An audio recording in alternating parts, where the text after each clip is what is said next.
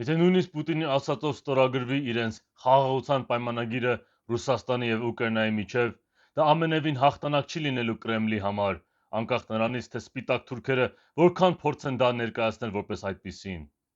Ռուսները շատ են սիրում գլուխ գովալ ու հազար ֆիլմ են նկարել այն մասին, թե իբր 80 տարի առաջ 4 տարում միայնակ հաղթել են ֆաշիստական Գերմանիային, գրեթե երբեք չնշելով, որ առանց արևմուտքի հսկայական աջակցության Լենդ-լիզի եւ երկրորդ ճակատի բացման միջոցով նրանք դա երբևէ չէին կարող անել, նույնիսկ իրենց երազներում։ Եթե չլիներ նրանց միջև համագործակցություն ու ջհուդական դաշինքը, նրանք երբեք չէին կարող Եվրոպայում ջախջախել ազգայնականության ալիքը։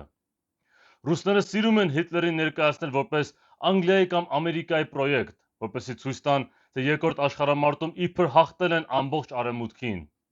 Եթե Մոսկվան 4 տարում միայնակ հաղթել է հավաքական նացիստական արևմուտքին 80 տարի առաջ, ապա ինչու այս 4 տարում չկարողացավ ծնկի բերել Ուկրաինային ու միացնել այն Ռուսական Ֆեդերացիային, ինչը իր նպատակն էր ամենասկզբից։ Լավագույն դեպքում նա, տալով մոտ 1 միլիոն զոհ ու վիրավոր եւ քայքայելով իր տնտեսությունը, ընդամենը Դոնբասը կմիացնի Ռուսաստանին եւ երաշխիք կստանա, որ Ուկրաինան չի դառնա ՆԱՏՕ-ի անդամ։ Արտակնապես Կրեմլը կարող է իր նենգ պրոպագանդայով սա ներկայացնել որպես հաղթանակ, բայց նա չի կարող խաբել միլիոնավոր իր հայրենակիցներին, ոչ էլ ինքն իրեն։ Ռուսաստանը իհարկե 80 տարի առաջ հաղթեց, իսկ այս անգամ ձախողվեց շատ պարզ պատճառով։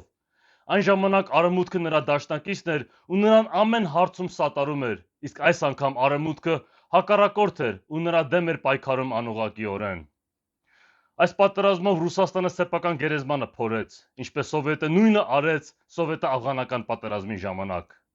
Թող Կրեմլը վայելի իր հաղթանակը, քանի դեռ կարող է, որովհետև նա, ինչպես նաև ամերիկյան կայսրությունը, ապրում է իր վերջին տարիները։